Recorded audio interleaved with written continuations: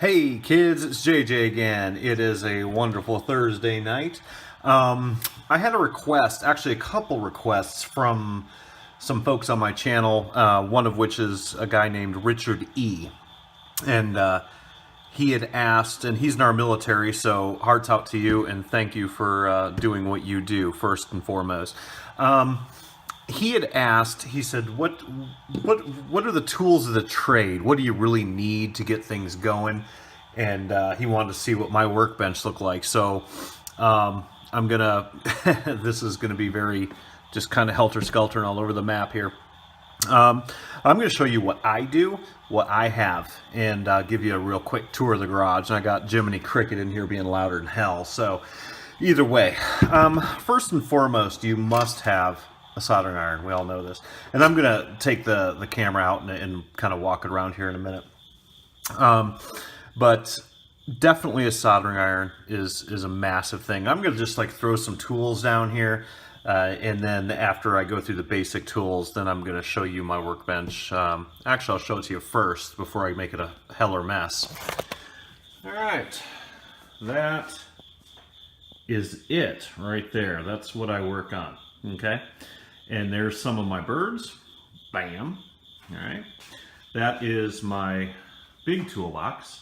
That's my smoking hot wife and me, back before we had kids. That's my main toolbox. When my garage is a mess right now, so don't judge. My Indian motorcycle stuff, and there's a ZX 1100 Ninja back there that's there. And then my drones are up there, quads are there, micros are on top of the workbench here. And that toolbox over here is actually my Quadcopter toolbox. So that whole toolbox is dedicated, it pretty much holds parts for quads. And that toolbox there is my big boy. It's just for motorcycles, cars, house, whatever. And then of course, gotta have another motorcycle in there. And we'll get back to some of the other, showing you some of the birds and whatnot in a little bit here. But I wanna go over some of the tools. First and foremost, like I said, soldering iron, gotta have it. And like I showed you the other day in my soldering tutorial, there's my soldering station. I think I paid 20 bucks for that. You can get them cheaper than that even. Definitely get something with some helping hands. Obviously you have to have Allen wrenches, metric. These suck. These are Duralast. I've got SKUs and thousands of other Allen wrenches that are far better than this, but either way. Invest in a meter. Hang on. Bam. Now, I'm a robotics engineer by trade, so I have like 5 flukes. I have oscilloscopes. I have all that crap. You don't need a fluke, but definitely get something with diode and DC AC. You know, you can buy a decent meter.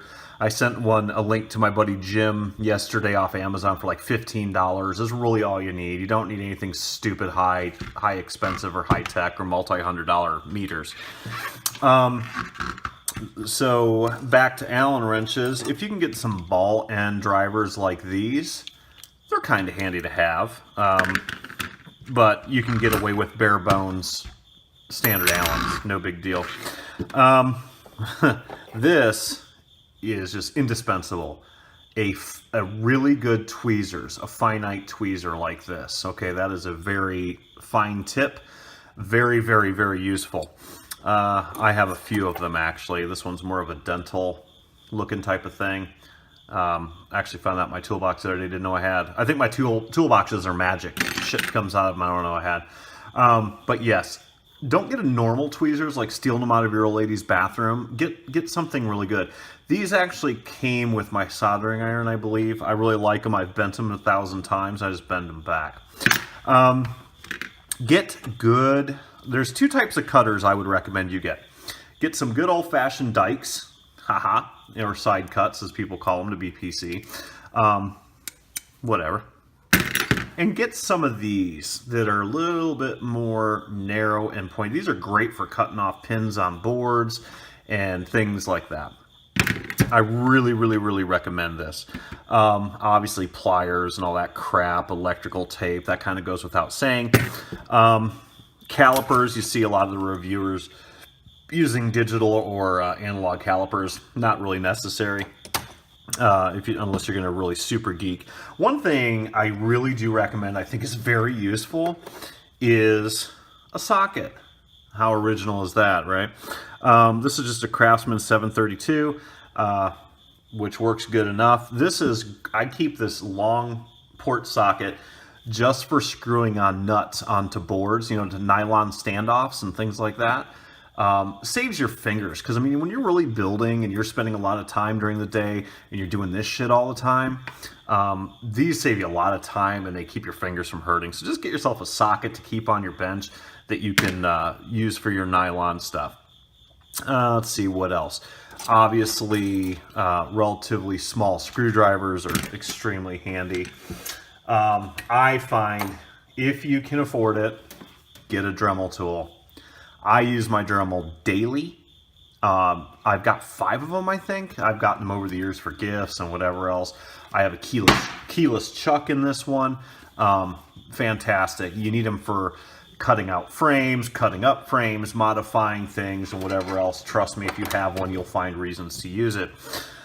I use a nut driver in my backpack and on my bench for props. For removing props. And that socket there is a 5/16, and so if you're dealing with a quad, bink, there you go. Or you can use a socket. I think I got 2 here. I got a socket over here too. So that's extremely handy, and a lot of things. This is also, the 5/16 is also the same size nut that your VTX antenna is. Like if you're screwing your VTX antenna on, like let me find an example. Well, he says I'm going to fix that prop. Right there. That nut right there, same size as your motor bolts. So keep one of these on your bench. Very, very handy. What else do I have that I use? Obviously some adjustable wrenches just for kicks and grins. That's always a good thing to have. And I'm going to get more into this stuff here in a second. I use a lot of clamps, little hobby clamps. Go to your local hardware store. You can buy these things for like $1.79. I use these for holding stuff together. If I need to hold an antenna on while I solder something or whatever, I use a lot of those. And I'm going to go through the toolboxes here in a second. People are going to be like, oh shit, dude, your stuff is such a mess. And it is. When I do these reviews, trust me guys, I totally clean up my workbench before I do them, and it still looks like shit. But you know what? It is what it is. Number 1, get this too. Conformal coating, $12 or something like that. Maybe not even that much, off Amazon or wherever you can get it. This is how you watch any of my videos. I waterproof everything. Trust me, it's money in the bank. Good insurance. I'm trying to think of what else I can show you before I take the camera off. A strong drink, which I'm almost out, which is sad. Yeah, definitely a good idea. Smoke them if you got them. Vaping. Let's see. This, go out and buy this by the shit ton. Okay, this one is Scotch, which I actually like the best. Now, this is Scotch double-sided tape. I use this stuff every single day of my life in the quad world. I use it for holding VTXs in. Like my little lizard build here, my VTX is actually just double sticky taped in. I use this stuff for everything. But if you go to, for those of you in America, if you go to Lowe's and you buy this at the hardware store, notice this one is gray. This one is Scotch Extreme, which is black. Okay, the black one is better, in my opinion.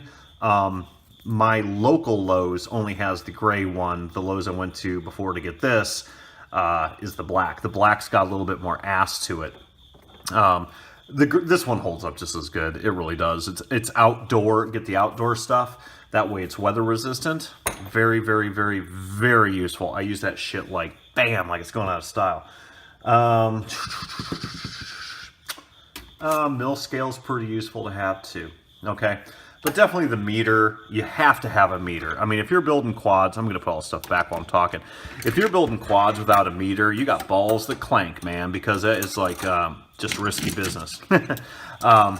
like I say in my videos all the time, and I'm going to do a build video here at some point, always do a prostate check in continuity with your meter. So that's basically putting it on, this is a fluke, but put it on beep mode or diode test, and then put this on your XT60 connector, bam, okay, and give it the prostate check, and we talked about that yesterday. You have to have a meter, guys. You do not have to be an electrical guru or anything like that, but if anybody wants help in understanding basic meter fundamentals, I will be happy to do a video. It can be like a 20-minute thing.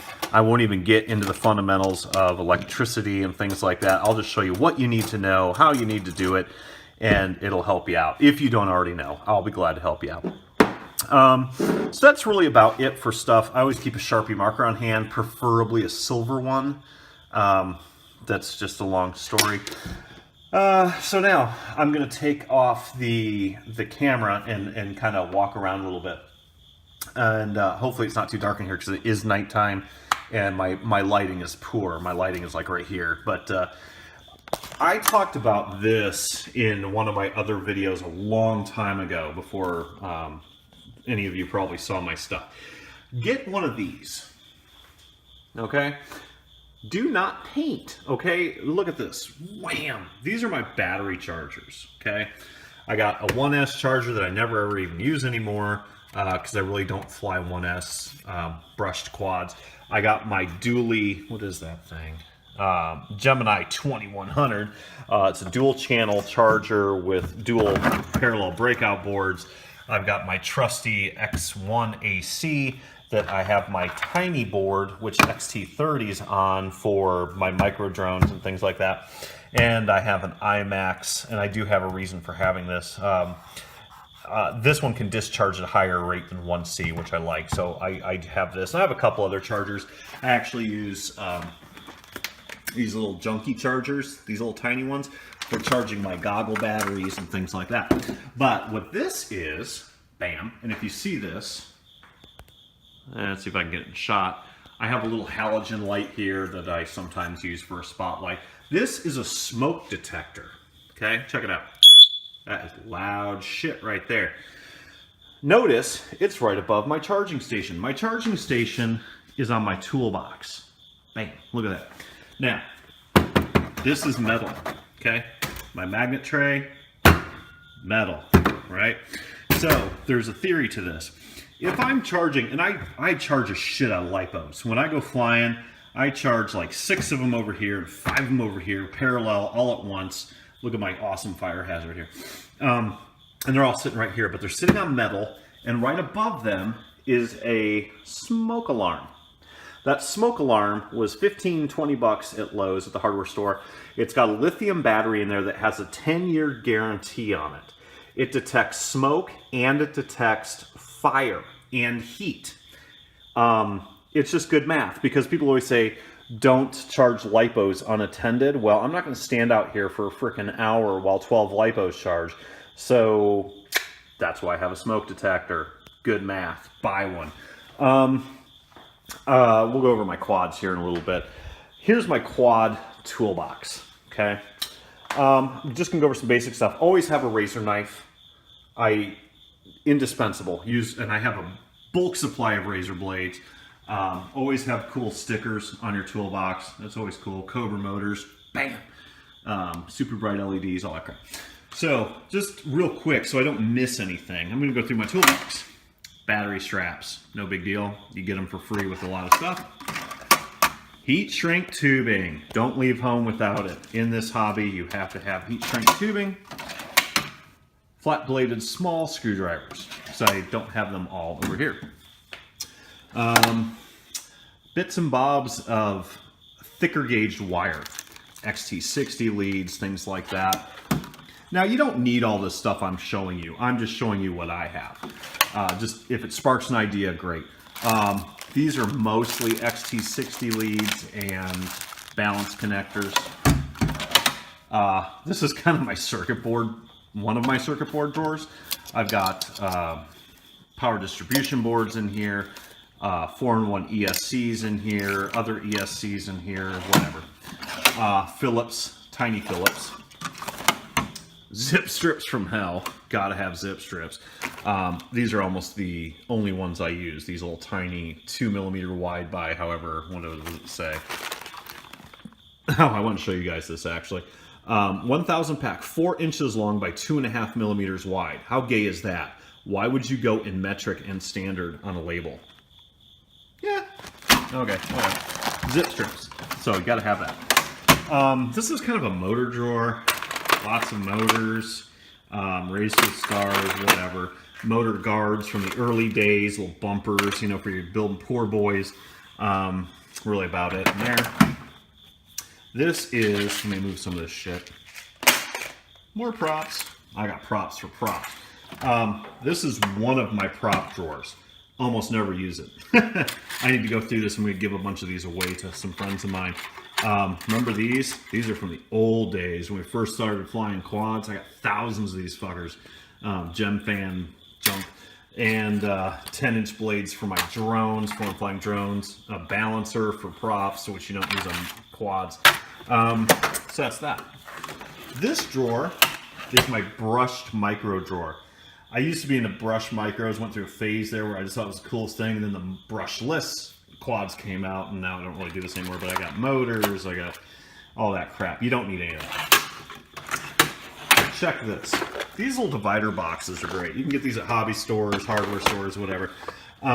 This one's just kind of a miscellaneous. These are all flight controllers. This little packet right here, Omnibus F3s, Airbot F4s, these are all boards that I saved.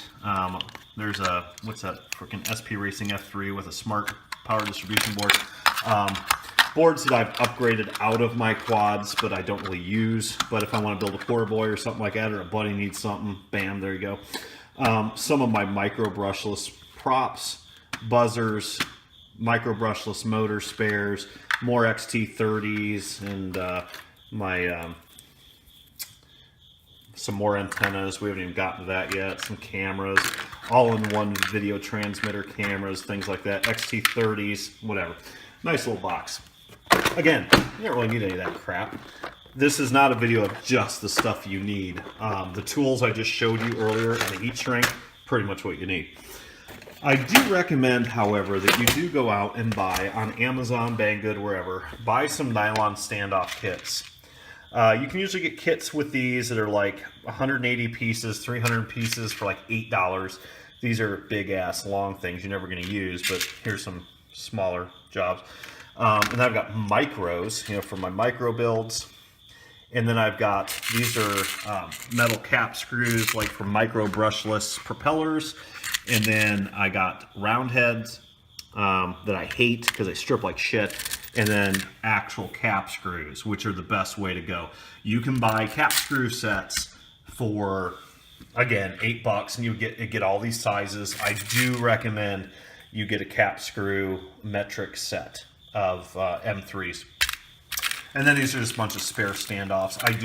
You find out really quickly, because I always prided myself over the years of not being a pack rat. And I've become one with this hobby because there's so much shit that's like, oh, I should throw that away because I never use it. But then, you know what? A week later, I'm going to need it. So, I mean, I say broken frames in case I need carbon fiber to patch stuff up. I mean, it's getting ridiculous here. Let's see. Conformal coating, we went over all that. Dremel tool stuff. Back in the early drone days, I used to use APM controllers. I've got flight controllers. I've got tons of these things. I have APM, you name it. I got lots of drone stuff. Hot glue. Absolutely have to have a hot glue gun. I've got a bulk supply of hot glue. This is my FPV drawer. What is this? Antennas. Tons of receiver antennas for my stuff. If I want to upgrade my transmitter again, or I buy a new transmitter, I've got an extra antenna. Tons of FPV antennas, and all this stuff, it accumulates over time. I mean, I didn't go out and buy all this stuff. There's a junk drawer full of old robot wire and fiberglass because I have built radio control airplanes. Here's one of my prop drawers. Check that sick shit out. That was a lot of props, dude. That's my second prop drawer.